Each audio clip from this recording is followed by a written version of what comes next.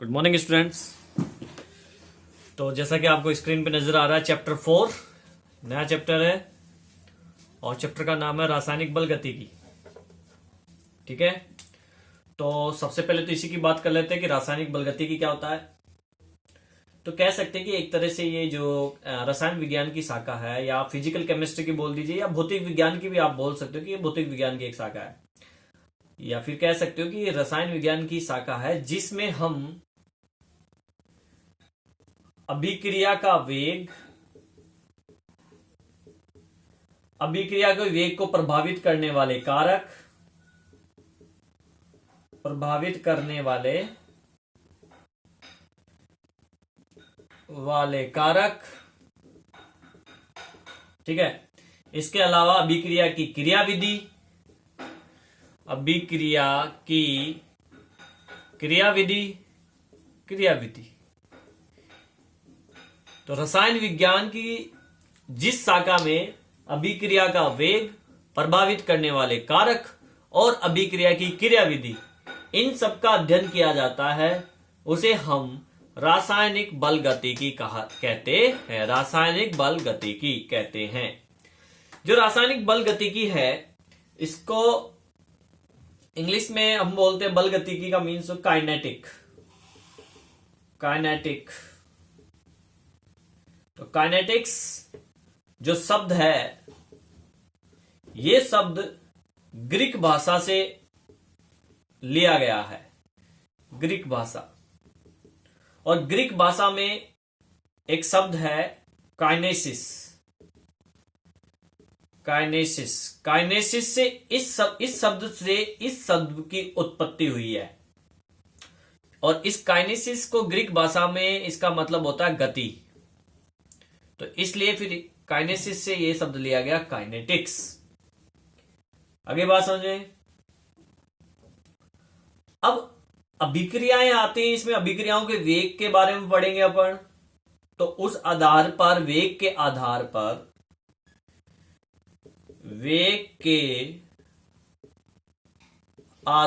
पर अभिक्रिया को हम 3 कैटेगरी में डिवाइड कर सकते हैं। एक हो गया मंद अभिक्रिया, अत्यंत मंद अभिक्रिया, ठीक है। दूसरी हो गई तीव्र अभिक्रिया, अत्यंत तीव्र अभिक्रिया, ठीक है। और जो तीसरी है वो होगी मध्यम वेग वाली, यानी मध्यम वेग अभिक्रिया। आगे बात समझे। अब यहां पे अगर बात करें मध्यम अभिक्रिया की, सबसे पहले तो मध्यम अभिक्रिया, जैसा कि नाम से आपको पता चल रहा है कि ये मंद गति से होने वाली अभिक्रिया है, ठीक है ना। ये मंद गति से होती हैं, बहुत धीरे होती हैं, इसलिए इनका वेग का निर्धारण नहीं किया जा सकता। किसी किसी अभिक्रिया में तो सालों लग जाते हैं। एग्जाम्पल की बात करें, लोहे पर जंग लगना है, जैसे लोहे पर जंग लगना, ठीक है। इसी टाइप से C+O2 की जो क्रिया होती है 25 डिग्री सेल्सियस पे, और CO2 बनती है, यह भी एक मंद अभिक्रिया है, बहुत ज्यादा मंद। जल का अणु बनने की जो क्रिया है, हाइड्रोजन प्लस O2 से क्रिया करके रूम टेम्परेचर पे, ये भी बहुत मंद अभिक्रिया है, ठीक है। तीव्र अभिक्रिया में बात करें तो ये बहुत तेजी से होने वाली अभिक्रिया है, तेज गति से होती हैं। इतनी तेज कि कुछ तो 1 सेकंड से भी कम टाइम लेती हैं, या कुछ जो है बहुत कम सेकंड में कंप्लीट हो जाती हैं। इसलिए इनकी बल गतिकी का अध्ययन नहीं कर सकते, इनकी गति का निर्धारण संभव नहीं है। अर्थात वेग का निर्धारण नहीं किया जा सकता, यानी इसमें भी वेग का निर्धारण नहीं किया जा सकता। इतनी तेजी से हो जाती है ये इसलिए इनमें भी वेग का निर्धारण नहीं किया जा सकता। ठीक है, एग्जाम्पल की बात करें, AgNO3 की क्रिया सिल्वर नाइट्रेट अमोनियम क्लोराइड से करवाते हैं तो प्रोडक्ट बनता है AgCl का अवक्षेप और NH4NO3।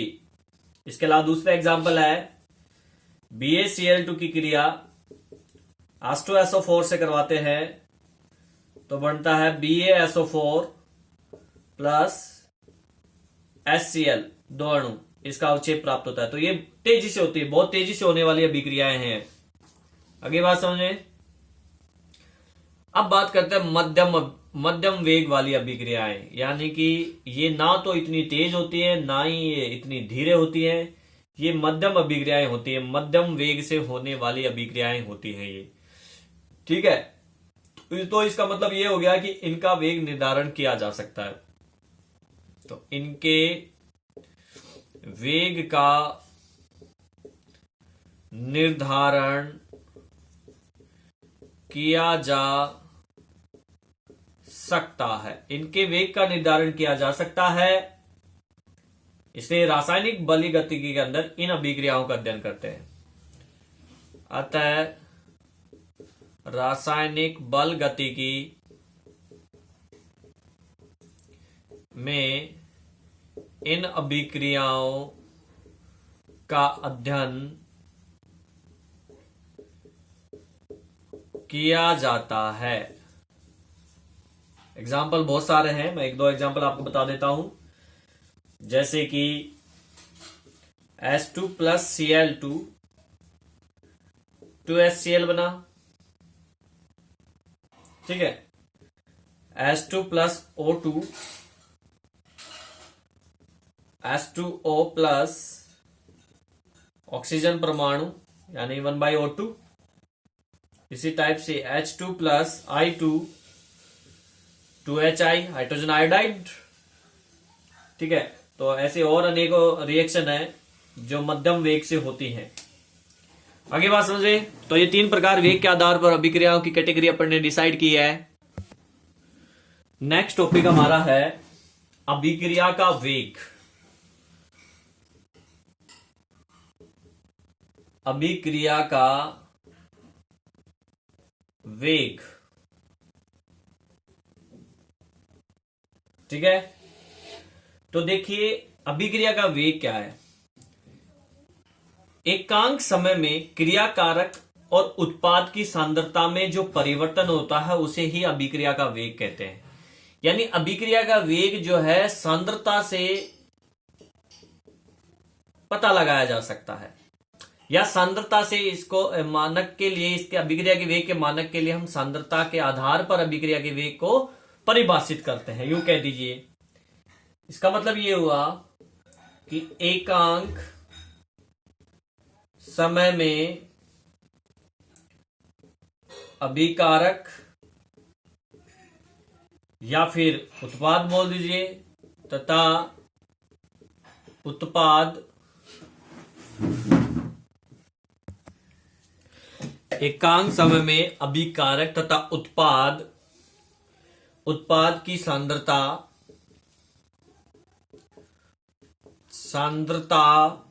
में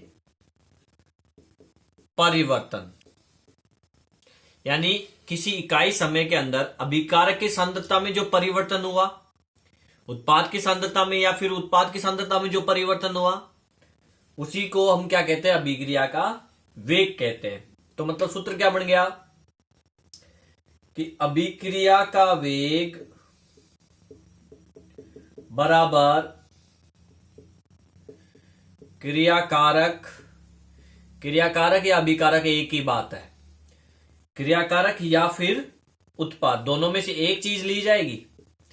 क्रियाकारक की सांद्रता में कमी होती है अभिक्रिया के दौरान, उत्पाद की सांद्रता में वृद्धि होती है। मैं आपको बता दूं, उत्पाद की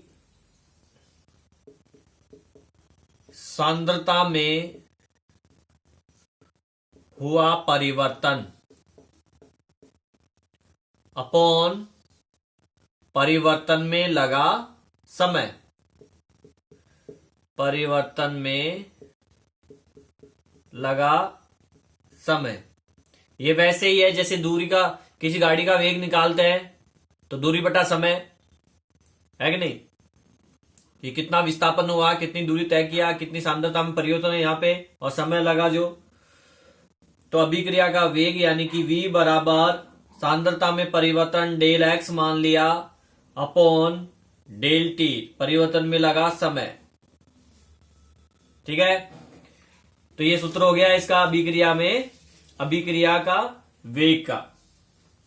लेकिन अलग अलग समय पे अभिक्रिया की सांद्रता भी अलग अलग होती है और समय भी उसी हिसाब से बदलता रहता है। तो इस आधार पर हम जो है अभिक्रिया का औसत वेग लेते हैं। अभिक्रिया में क्या लेते हैं हम, अभिक्रिया का औसत वेग। जैसे एक कार है, वो भी जो है ज्यादा स्पीड से कम स्पीड से ऐसे बदलती रहती है, तो उसका औसत वेग लिया जाता है, एवरेज वेग, वेलोसिटी। तो अभिक्रिया का औसत वेग क्या होता है, देखो, एक निश्चित मापने योग्य समय अंतराल पर अभिक्रिया का वेग अभिक्रिया का औसत वेग कहलाता है। अर्थात एक निश्चित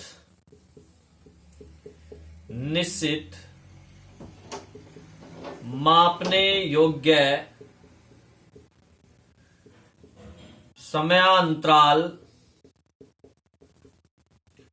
पर अभिक्रिया का वेग अभिक्रिया का औसत वेग कहलाता है। ठीक है, अब मान लीजिए कोई अभिक्रिया ये है, रिएक्टेंट टू प्रोडक्ट, ये कोई अभिक्रिया है, आर से पी बन रहा है, प्रोडक्ट बन रहा है, यानी क्रियाकारक से उत्पाद बन रहा है। तो औसत अभिक्रिया, औसत वेग हो गया आपका, औसत वेग, एवरेज, इसको आप सेव कर दीजिए, आर ए वी, एवरेज, ठीक है ना, equal to R2 minus R1 upon T2 minus T1। ठीक है, मतलब ये है कि T1 समय से T2 समय पे पहुंचे तब R1 से R2 सांद्रता में परिवर्तन हुआ। अब क्रियाकारक है, R क्या है, क्रियाकारक है, तो क्रियाकारक की सांद्रता में कमी होती है, तो कमी होती है तो हम इसको ऐसे लिख सकते हैं, minus del R upon del T। यानी पहले सांद्रता ज्यादा है R1, फिर सांद्रता कम हो गई। मैं इसकी बात कर रहा हूं क्रियाकारक की, उत्पाद में उल्टा हो जाएगा, उत्पाद के अंदर प्लस आ जाता है। उत्पाद के लिए देखो, ये उत्पाद के लिए हो जाएगा del P product upon del T positive में। ठीक है ना, एवरेज वेग। आगे बात समझे, तो ये था औसत वेग।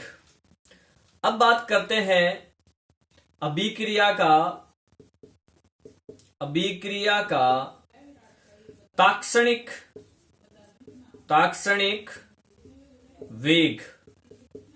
ताक्षणिक वेग क्या है, देखो, कोई भी अभिक्रिया है तो अभिक्रिया के दौरान किसी विशेष क्षण पर, किसी भी क्षण पर, इंस्टेंट टाइम पर अभिक्रिया का जो वेग होगा, यानी किसी विशेष क्षण पर अभिक्रिया का वेग ताक्षणिक वेग कहलाता है। तो गणितीय रूप से जो ताक्षणिक वेग होता है, ताक्षणिक वेग क्या होता है, ताक्षणिक वेग इज इक्वल टू औसत वेग डेल T 0। तो कोई अभिक्रिया है, R से प्रोडक्ट बन रहा है कोई P, तो इसके लिए जो है ताक्षणिक वेग क्या हो जाएगा, R, बड़ा R लिख लो, छोटा R लिख लो, तो R ताक्षणिक वेग is equal to minus DR, reactant है ना, ये रिएक्टेंट क्रियाकारक है इसलिए माइनस अपॉन DT हो जाएगा, और प्रोडक्ट के लिए क्या हो जाएगा, DP अपॉन DT हो जाएगा। ठीक है कि नहीं। अब ग्राफ से अगर अपन ये निकालें, ये चीज ताक्षणिक वेग किसी क्षण पे तो कैसे निकालेंगे, देखिए ग्राफ। सबसे पहले क्रियाकारक के लिए बात कर लेते हैं। समय इस अक्ष पे और सांद्रता यहां पे। मैंने आपको कहा था कि समय के साथ साथ क्रियाकारक की सांद्रता कम होती है, ठीक है, क्योंकि उत्पाद बनता जा रहा है तो अणुओं की संख्या कम होती जाएगी। तो समय के साथ साथ क्रियाकारक की सांद्रता कम हो रही है, तो मतलब ग्राफ ये बनेगा। अब किसी क्षण पे, किसी इंस्टेंट टाइम पे अपन को वेग निकालना है, जिसको ताक्षणिक वेग बोलते हैं। तो हम क्या करें, इस पे एक स्पर्श रेखा खींचें। ये स्पर्श रेखा हो गई। तो अब ये क्या हो गया, ये स्पर्श कर रही है यहां से इस टाइम पे।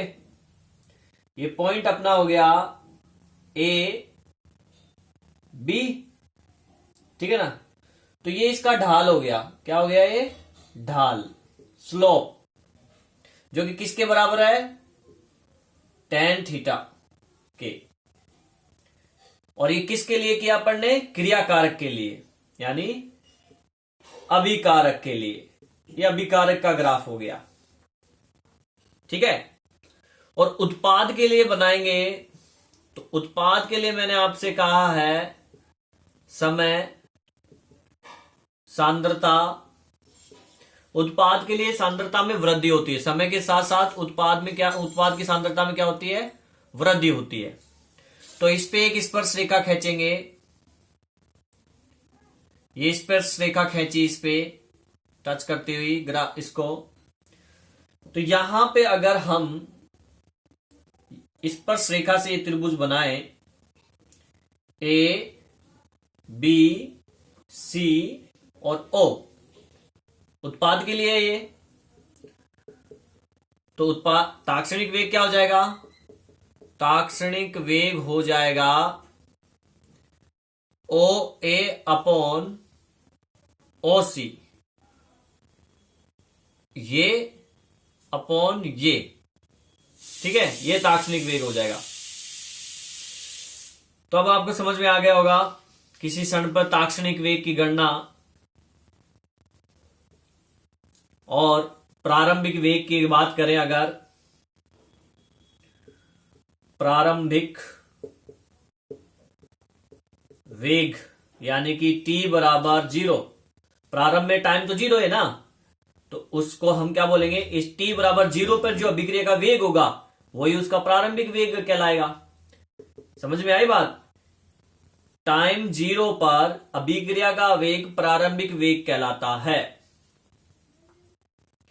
तो फिर ग्राफ तो यही बनेगा ना, इसमें t बराबर जो 0 है वो तो यहां पे है, और इसके बाद क्रियाकारक का सांद्रता कम होती जाती है, और ये जो पॉइंट है, ये वाला पॉइंट आएगा, फिर ये पॉइंट बताएगा आपको, ये वाला पॉइंट बता रहा है क्या, प्रारंभिक वेग को बता रहा है, क्योंकि इस t0 पर ही ये वेग है इसका सांद्रता, तो प्रारंभिक वेग को बता रहा है ये। चलो ये बात हो गई। अब हम बात करते हैं अभिक्रिया वेग की इकाइयां क्या है। तो सांद्रता की इकाई क्या होती है, सांद्रता की इकाई होती है भैया, सांद्रता बराबर मोल प्रति लीटर, ठीक है। और अभिक्रिया का वेग अभी अभी अपन ने पढ़ा, अभिक्रिया का वेग बराबर क्या, सांद्रता में हुआ परिवर्तन बटे समय, लगा समय। तो अब यहां से देखिए सांद्रता की इकाई क्या है, मोल प्रति लीटर, तो नीचे आ जाएगा लीटर, और समय की इकाई क्या होती है, सेकेंड इंटू सेकेंड। तो हम इसको लिख सकते हैं, या इसको ऐसे करके लिख सकते हैं, मोल, लीटर ऊपर गया इनवर्स हो जाएगा लीटर इनवर्स, सेकंड भी ऊपर गया तो सेकंड इनवर्स। तो ये अभिक्रिया की इकाई होगी, mole litre inverse second inverse. आगे बात समझे। अब हम बात कर रहे हैं, अगर मान लीजिए कोई अभिक्रिया है MA plus M1A plus M2B क्रिया करके N1C प्लस N2D बना रहे हैं। ये छोटी एबीसीडी जो दिख रही है M और N, ये अणुओं की संख्या है, ठीक है। और ए बी सी बड़ी एबीसीडी कोई काल्पनिक अभिक्रिया है जिसके लिए ए बी सी डी क्या है, कोई पदार्थ है, कोई यौगिक है जो क्रिया कर रहा है आपस में और सीडी बना रहा है। तो अभिक्रिया वेग, जब थोड़ी देर पहले अपन ने फॉर्मूला यूज किया था, उसके अकॉर्डिंग अभिक्रिया का वेग क्या हो जाएगा, अभिक्रिया का वेग बराबर 1 माइनस में आएगा ना क्रियाकारक का, तो क्रियाकारक का माइनस साइन आता है, थोड़ी देर पहले पढ़ा था अपन ने। M1 D ए की सांद्रता अपॉन सांद्रता के संदर्भ में डी टी डिफ्रेंशिएशन क्रिया, ये हो जाएगा -1 अपॉन, ये भी क्रियाकारक है बी के लिए, M2 DB, डी बार लिखो, DB, नीचे आ जाएगा आपका dt। और उत्पाद के लिए देखिए 1 अपॉन N1 है ना ये, DC अपॉन dt बराबर, दूसरा उत्पाद क्या है 1 अपॉन N2 डी की सांद्रता अपॉन dt, ठीक है कि नहीं। अब ए के लुप्त होने की दर आएगी इसमें, ए ध्यान दे इस पे, ए के लुप्त होने की दर, इसका मतलब है ये जो क्रियाकारक है ए, वो कितनी दर से लुप्त हो रहा है, कितनी दर से प्रोडक्ट में बदल रहा है, इस दर से बदल रहा है। देखो यहां पे ये रही इसकी दर, ये इसकी दर है, तो ये हो जाएगा -DA अपॉन dt। तो इसी प्रकार से बी के लुप्त होने की दर क्या आ जाएगी, -dB अपॉन dt, समझ रहे हो, ठीक है। तो फिर अब उत्पाद के लिए क्या, उत्पाद तो बन रहा है, लुप्त थोड़ी होगा, ये तो बन रहा है CD, तो यहां हम लिखेंगे C के बनने की दर, तो क्या हो जाएगी, ये प्लस में है ये, तो DC अपॉन dt। और D के बनने की दर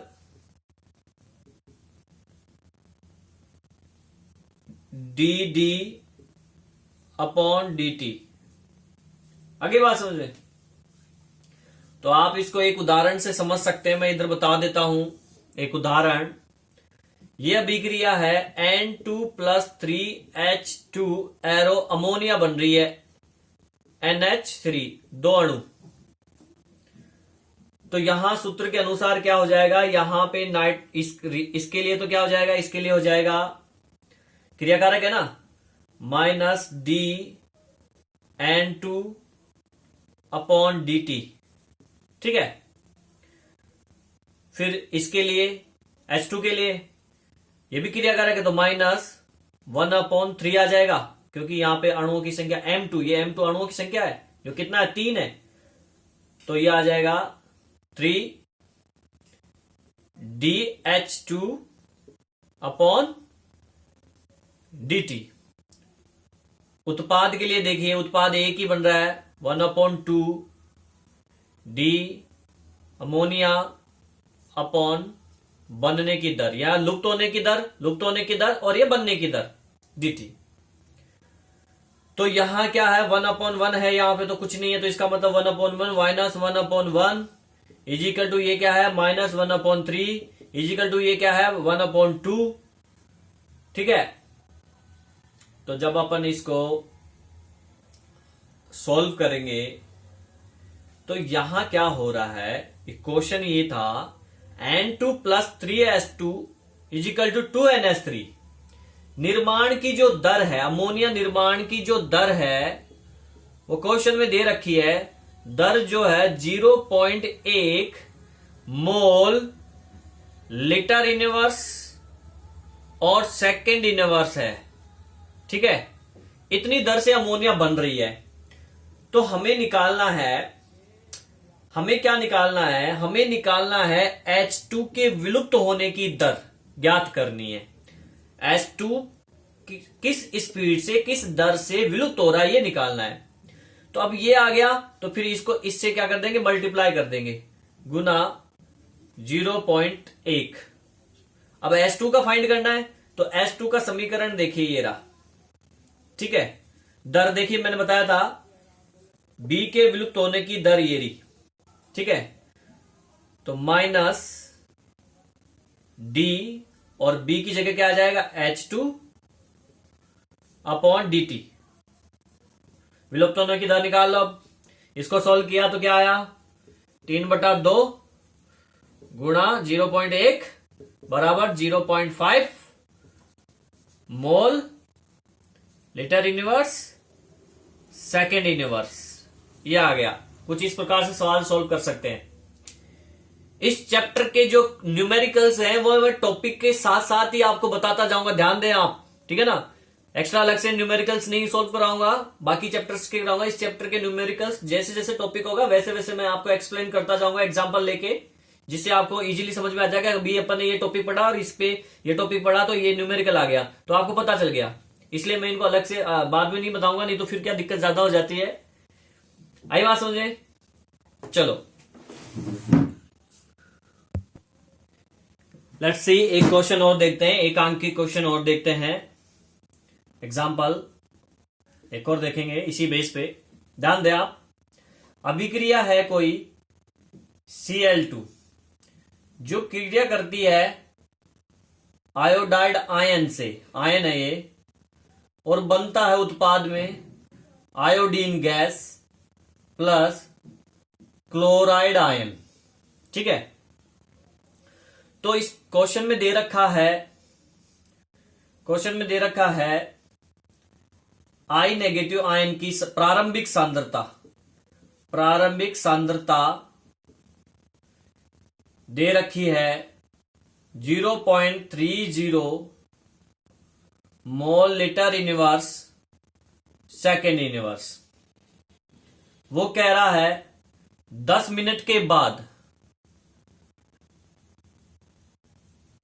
10 मिनट बाद, 10 मिनट के बाद हाइड्रोजन आयन की सांद्रता, ये तो प्रारंभिक सांद्रता यानी ये तो थी T0 पे, और ये है 10 मिनट बाद, 10 मिनट बाद मतलब T10 मान लो। सांद्रता 0.25 mole litre inverse second inverse रह जाती है, यानी 5 का फर्क आ गया, 0.5 का फर्क आ गया, कम हो गई ना 5, क्रियाकारक है ना। तो अपन को ज्ञात करना है दो चीजें, आयोडाइड आयन लुप्त होने की दर फाइंड करनी है और I2 के बनने की दर ज्ञात करनी है, वो भी ज्ञात करनी है। क्वेश्चन मार्क लगा दिया। ठीक है, अब देखिए सॉल्यूशन। तो अगर हम बात करें Cl2 के विलुप्त होने की दर, अभिक्रिया का वेग जो होगा, अभिक्रिया का वेग, अभिक्रिया का वेग Cl2 के अभिक्रिया का वेग अपन जो सूत्र है ना उसके अकॉर्डिंग ऐसे लिख सकते हैं कि नहीं। अपना सूत्र क्या था, अपना सूत्र ये था माइनस डी Cl2, क्रियाकारक के लिए माइनस यूज कर लेंगे, dt। ठीक है कि नहीं, सेपरेट समझ में आ जाए इसलिए बड़ा ऐसे ब्रैकेट लगा दो। फिर दूसरा क्रिया बराबर आयोडाइड आयन के लिए क्या हो जाएगा, 1/2 D I negative upon D T. ये हो गया आयोडाइड आयन के लिए। बराबर उत्पाद देखिए, आयोडीन है, एक ही मॉलिक्यूल है, पॉजिटिव में D I two upon D T, ये हो गया। और Cl क्लोराइड आयन के लिए 1/2 Cl नेगेटिव अपॉन dt, एक ये हो गया। अब ये तो है आयोडाइड आयन के लुप्त होने की दर, और ये आयोडाइड आयन के बनने की दर है। समझ में आ गया? तो पहले अपन ये लेते हैं लुप्त होने की दर। आयोडाइड आयन के लुप्त होने की दर क्या है? माइनस डी, यही तो है आयोडाइड, ये वाली, ठीक है। ये नहीं लेंगे, जब अपन नीचे लेते हैं तब ये चीज नहीं लेंगे, ठीक है। मैंने आपको थोड़ी देर पहले लिखा था ना नीचे, वहां पे ये चीज नहीं ली थी, मॉलिक्यूल्स की संख्या नहीं ली थी मैंने। आप वीडियो बैक जाके देख सकते हो। तो यहां पे ये आ जाएगा आपका D I negative upon D T. मान दे रखा है, मान दे रखा है कितना? थोड़ी देर पहले मैंने आपको बताया था R2 माइनस R1, बताता कि नहीं? तो यहां पे कितना है? 25-30, R2 25 है, तो 0.25 माइनस 0.30 सांद्रता। इसका मतलब क्या है? इसका मतलब ये सांद्रता में हुआ परिवर्तन, डी आई नेगेटिव, डी बड़ा ये ब्रैकेट लगा के आई, इसका मतलब सांद्रता में परिवर्तन। तो सांद्रता में परिवर्तन तो यही आएगा ना। और चूंकि पहले सांद्रता ज्यादा होती है बाद में कम होती है, इसलिए ऐसे करेंगे R2 माइनस R1 यानी 25 माइनस 30, 0.25 माइनस 0.30, इसलिए तो माइनस में साइन आएगा। अपॉन कितने टाइम लगा इसमें परिवर्तन होने में, समय जो लगा भाई, ये सूत्र है अपना, सांद्रता में हुआ परिवर्तन बटे परिवर्तन में लगा समय 10 मिनट, और चीज अपने माइनस में है। ये सॉल्व किया इसको तो क्या आया? माइनस 0.5 अपॉन 10 मिनट, ठीक है ना। माइनस माइनस क्या हो जाएगा? प्लस हो जाएगा। 10 का भाग इसमें लगाओगे तो क्या आ जाएगा? 0.005 mole litre inverse second inverse, ठीक है। अब ऐसे ही अपन निकाल लेंगे I2, यानी कि I2 के बनने की दर, बनने की दर। तो I2 के बनने की दर ये रही, ठीक है। I2 बनने की दर ये है। अब एक चीज आप देखिए, I2 जितनी दर से यहां लुप्त हो रहा है, 2 है यहां पे एक मॉलिक्यूल बन रहा है, 2 से 1 बन रहा है, तो अपन ऐसे लिख सकते हैं ना इसको, I2 बनने की दर को। ध्यान दो, देखो 2 आयोडीन के आयन कन्वर्ट हो रहे हैं 1 में, 2 आयोडीन आयन बना रहे हैं 1 आयोडीन आयन। तो इनको इक्वल करने के लिए क्या करना पड़ेगा? ये ऐसे हो जाएगा, दोनों को इक्वल करने के लिए अगर मैं इसमें भाग लगा दूं, इसको आधा कर दूं, इसको आधा कर दें अपन, इसको आधा कर दें तो बराबर हो जाएगा कि नहीं? तो 1/2। अब ये दोनों बराबर हुए कि नहीं? तो सेम ऐसे ही I2 लुप्त होने की दर है, I माइनस लुप्त होने की दर है ये, I माइनस, तो दोनों अपन ऐसे इक्वल कर देंगे। I2 बनने की दर बराबर 1/2 I नेगेटिव लुप्त होने की दर, ये इसके बराबर होगा। भाई यहां से जितना आई गायब होगा उतना ही आई तो प्रोडक्ट में आएगा, जितना लुप्त होगा उतना ही बनेगा प्रोडक्ट भी आई का। ये तो समझ में आ गया आपको। अब 1/2 इसलिए लगाया क्योंकि ये यहाँ पे 2 मोल है और ये 1 मोल बन रहा है, 2 से 1 आ रहा है, तो बराबर करने के लिए इसको आधा करना पड़ेगा। तो आधा करने के लिए मतलब 2 से डिवाइड कर दिया। आ गया समझ में? अब हमारे पास ये वैल्यू है, तो I2 बनने की दर क्या हो गई, 1/2। ये वैल्यू देखो ये रही, ठीक है कि नहीं, है कि नहीं? तो क्या हो जाएगा, इंटू 0.005। दोनों को सॉल्व कर लो, गुणा भाग लगा दो। इस चीज को अपन देखो ऐसे भी लिख सकते हैं, ये वाली जो चीज है ना, इसको अपन ऐसे भी लिख सकते हैं, इसको हम लिख सकते हैं 5 × 10⁻³ भी लिखा जा सकता है इसको, क्योंकि ये पॉइंट यहां अपन शिफ्ट करें ऐसे तो घात माइनस की 3 आ गई। 3 संख्या सर्का है ना, ये 11th क्लास में बताया गया था आपको चैप्टर 1 में, ठीक है ना। वैज्ञानिक संकेतन में प्रदर्शित कर दिया इस चीज को। तो ये क्या हो जाएगा, 1/2 × 5 × 10⁻³ ठीक है ना। अब इसको सॉल्व करेंगे तो ये आ जाएगा आपका 2.5 × 10⁻³ mole litre universe second universe. आगे बात समझे? तो ये न्यूमेरिकल हो गया।